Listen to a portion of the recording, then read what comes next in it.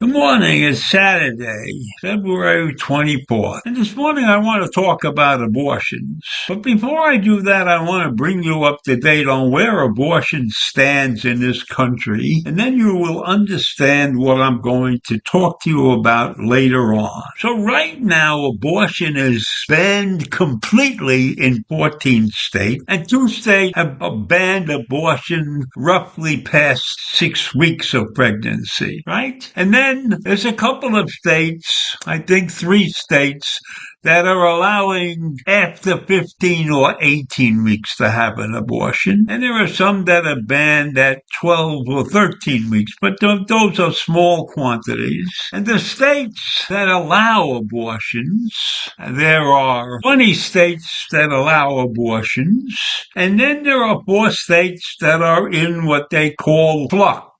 They don't know what they're doing, but they haven't banned abortion, and I don't know whether they allow them to a certain point, or whether you need a doctor's note, or whatever it is. So there are 4 states that haven't banned abortions or come to any real conclusion about what they're going to do, so we'll call those 4 states in flux. So there is something going on right now that is called the abortion shield laws. And this is a new war between the states. Because as you know, the federal government has banned abortions. But they've left it up to each state to decide what they're going to do. And as I previously mentioned, what quantities there are within the states that are doing different things. But there are doctors in 6 states where abortion is legal. And they are using new laws to send abortion pills to thousands of women in states where it is illegal. Now, how does that work? I'm sure that's what's running through your mind. The thing that you must understand is that the patients do not have to travel anywhere to get the medications they needed or to have their pregnancies terminated. They do not have to wait weeks to receive abortion medication from overseas. Instead, they are getting abortion pills prescribed by licensed providers in a half a dozen states: Massachusetts, Washington, Colorado,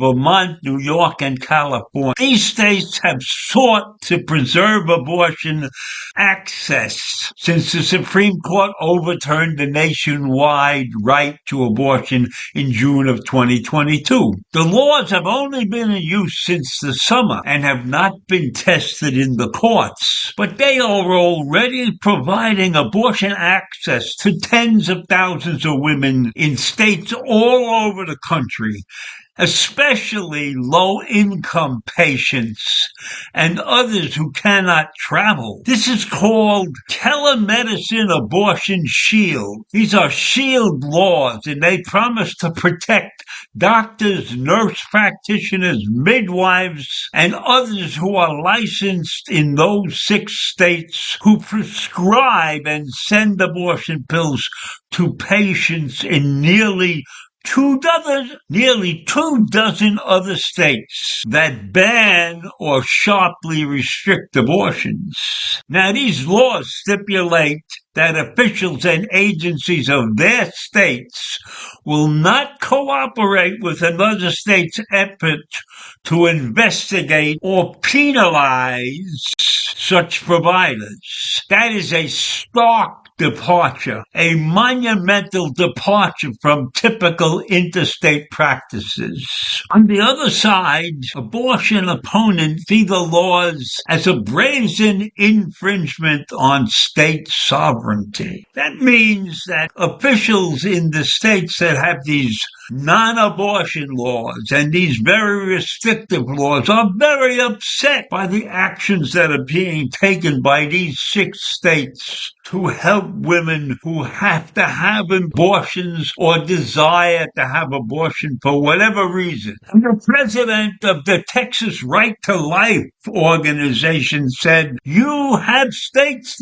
not just picking their own strategy, but really trying to completely sabotage the governing efforts of their neighboring states. And then he said, it can't stand. We can't be content with this new development. So what are they going to do? Are they going to sue the other states? How are they going to stop this right to abortion movement? Well, as I just mentioned, are they going to sue? Yes, they're going to sue. There will be a suit. In fact, a case that is going to come up before the Supreme Court. That case seeks to bar the mailing of abortion pills and to require in-person doctor visits instead of telemedicine. Now, Kansas, Missouri, and Idaho tried to become members of that suit, but the Supreme Court turned them down. So when we recognize that pills have become the most common abortion method nationally, abortion rights advocates must keep on considering ways to get those pills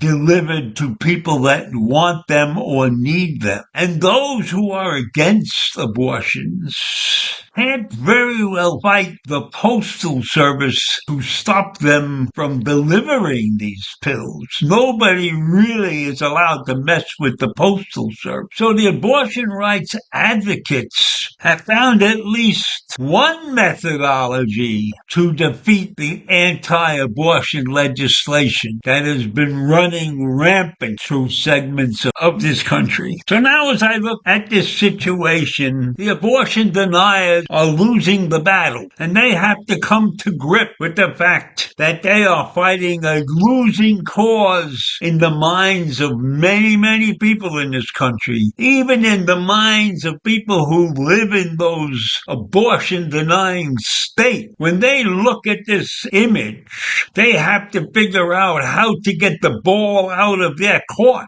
They have to figure out a way to combat the distribution of these medications through the U.S. Post Office. And as I said before, you can't mess around with the Post Office. And you can't stop anything from being mailed. So you are faced with a crisis in your cause. Let me call this abortion negativity a cause. And you are losing the battle. So what are they going to do? What are abortion deniers going to do now? We'll see what happens in this first court case. And then it'll go from there. But those who want to protect the right to abortion are firmly entrenched, and they will not give up the battle. So this will be interesting. And I leave you with that. Have a great day. Bye.